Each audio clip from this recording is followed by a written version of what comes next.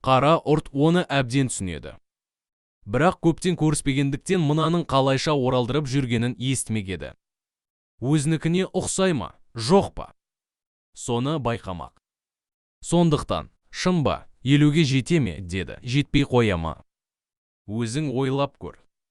Охотаға қалай шықтым, солай кем болса бір түс киіз, бір сырмақ, немесе алаша, кілем, не болмаса сандықта жатқан ішік, шапан алам, деді.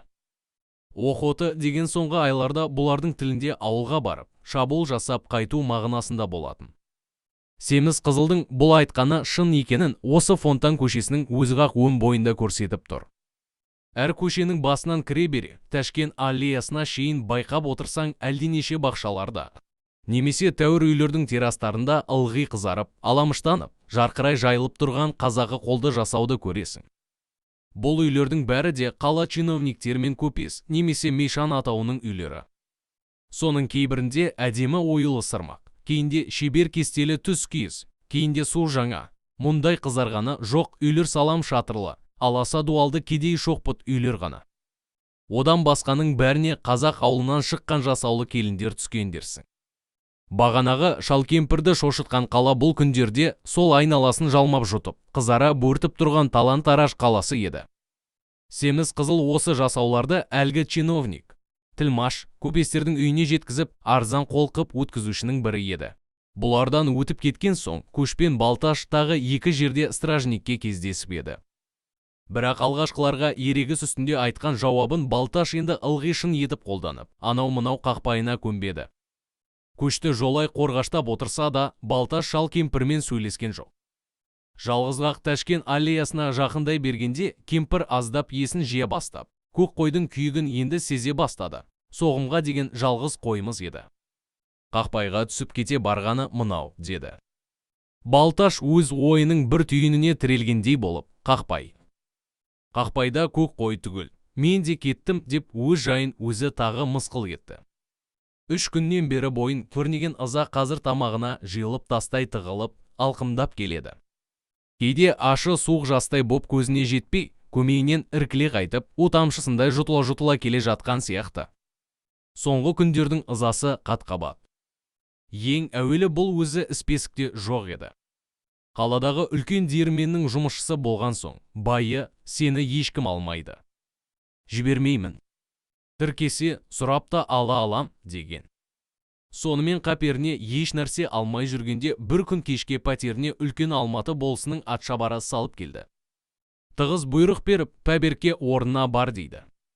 Басында Балташ, мен сенің ауылдағы көлге аунатып жейтін үн шықпасың емеспін. Голова не марош деп тәлкек қып еді. Анау болмай, қадалып отырып алды. Байы біліп, бұрынғысынша жібермейміді де айтты. Бірақ болыс тақымдап қалмады. Сұрастыра келсе, бұрынғы списктерде жоқ екен. Ал соңғы күндерде қала толған пара, сұмдық, қолық емес пе? Болыс, тілмаш, пристав дегендер талайды-талай саққа мінгізіп жатқан жоқ па? Законге жүйрік қу болыс дәл соңғы күндерде бір момының жігітін дәл осы қалаға келген жерде список тапсырылып қойған соң. 100 қой пара алып босатыпты да, орнына бір жігітті тығу керек боп Балташқа жабыса кетіпті. Мұны әкететінін біліп, байы Балташтай әрі мықты, әрі тәжірибелі жұмыскерлерден айрылғысы келмей, әрекет істеп, қайтадан алып қалуға айналған екен. Соның жауабын білейін деп Балташ өткен дүйсенбі күні кешке байдың қақпасына бет алып келіп қалып еді. Аржағынан баймен қоса қызара бөртіп шығып келе жатқан болыс пен атшабарды көрді. Байды, болыс та бұған тақай берді. Амал жоқ, кететін болдың, деді. Балташ ыза болғаннан жалынбады. Жөнін де сұрамады. Үн қатпай бұрылып тарта берді. 100 қойдың 20-сын болыс мына байға өткізіп, дәлін айтқанда Балташты сыртынан сатып, кетіп барады екен. Сонымен алдыңғы күн таңертеңнен Балташтың жалғыз арманы сол болысты енді бір тауып ап, жалғызғақ ауыз сөз айтып, содан фронтқа әзірлене бермек еді. Түс кезінде төменгі базарда көп жиынның ортасында, көк жорғаның үстінде тұрған болыстың қасына келді де, елдің жақсысы, жаманы деген әкеңнің аузын. Сволыш, немен жақсы десем, 100 қаралық иттікпен жақсы екен ғой, деді. Болыс тырсып, жарыла жаздап, танау қағып бір қарады да.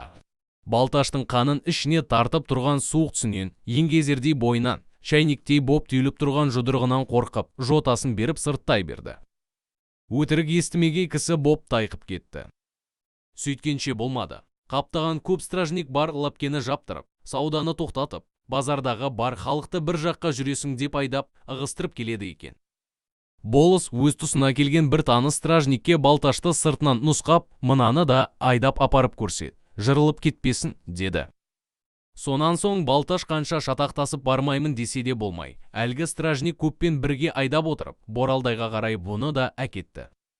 Боралдайда ол күні мұның көргені әлі көз алдынан кетер емес, жігерін қайнатқан ызаның молы сол.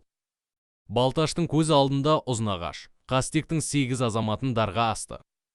Қайран Бекболат аяқ қол байлаулы күйінде дардың астында тұрып, дәл басына қап кигізер жерде сұп-сұр боп ап, даусын саңқ еткізіп, «Қайран ел, қош!» деді. Қаппен ілесе мойнына ілінген бұғау аспанға қарай іліп ала жөнелді. Төрелі, көпесті, стражник, тілмашты қатал қала оны қандай тамаша етті, кәпір, жалмауыз қала, жат қала, суығындай. Бөтенің-ай деп Балташ кемпір шалға қарады. Олар қайтып үрпемесін, осы қалаға 10 жасымда келген екем. 15 жыл өмір кешіппін. Бүгін, міне, өлім аузына кетіп барам. Сен болдың не, болмадың не? Елеген бар ма? Шымбайына батып, тым құрса алда байғұстай деп есіркеген бақ, дуал, не батпақты көше бар ма? Қоғын жеген бұралқы иттей кеттің де бардың, деп батпағы орқаш-қорқаш боп тоңданып жатқан сұр көшеге қарады. Тәшкен аллеясына жетіпті. Обоздар сайда көп боп тіркесіп қалған екен. Кететін азаматын шығарып салатын елді ылғи жаяулатып, көліктерін басқа көшелерге тастапты. Әрбір арбаның тұсында ауылдан келген еркек әйел топ-топ боп ұйлығып жүр. Белдері бүгілген, көздері қызарып, добалдай боп іскен. Беттен аққан соралары айғыз-ғайғыз. Түстері де киімдері сияқты шетінен жүдеу, сұп-сұр. Балташ стражникпен сөйлесіп, бір алаңдау жерді тауып, көшті содан көлденең өткізіп салды да, шал кемпірге жалғызақ ауыз сөзбен қош деп кейін бұрылды.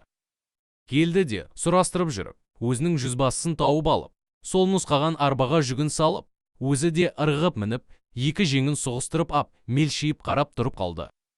Енді байқады, айналасының бәрі күбірлеп, зарлап, қош айтып, күңіреніп жылап тұрған көздің жасы екен. Қасында қатар отырған қой көз сары жігіт еңсесін көтере алмай бүгіліп, бөргін көзіне киіп ап, біресе ағылап кететте, біресе егіліп-егіліп, кеңкілдеп кетеді. Қарсы алдында күндік киген кәрі шеше ыңыранып, бүйірін таянып тұрып, сыбырлай жылап, жоқтау айтады, жалғызым, қуатым. Сұмырай болыс, қуарған қала. Обырдай оптың ба жалғызымды. Жұттың ба басымды. Жерін кеңісе егін ек, міне, менің тұлдыр болған орныма, дейді. Балташ пен екі жолдасы кеп қоштасып қалды.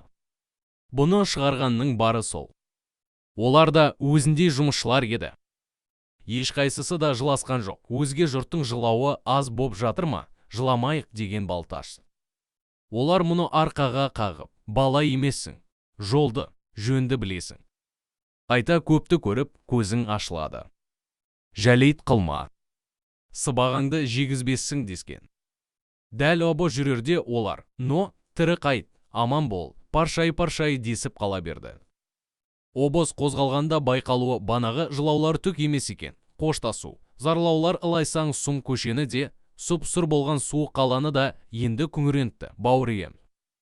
Жалғызым, жан жарым, қосағым деген заршыр үндері бірінен бірі өтіп, асып кетеді. Қаладан ұзап шыға бере талай кемпір шал жылаузардан арбаға ілесе алмай талып, жығылып жатыр. Үндемей, мелшиген күйінде, сұп-сұр болып отырған Балташ, енді тау жаққа қарап отырған бетінде қазақ зиратын көрді. Соның қасына кеп қалысқан екен. Бұл кезде арба қасында шұбырғандар да, арба үстіндегі жігіттер де тегіс ауыздары күбірлеп Құран оқи бастады. Тоңазыған қолдарымен бірі артынан бірі дұға қып беттерін сипасады. Барлық суық жау Алматы қаласынан мынау елге жылы да, жақында көрінген жалғыз орын осы тәрізді. Бұған деген көңіл де қалыпта, жарықшақта жоқ секілді. Ажарсыз сұп-сұр молалармен қатарласа бере Балташ та бетін сипады. Барлық көпшілікпен бірге мұның да Құран оқып, тие берсін айтып келе жатқан аруағы. Кеше осында көмілген Бекболаттың аруағы еді. Ол күндегі Алматының сол зираттан басқа түсі лағнет айтқызған түс еді.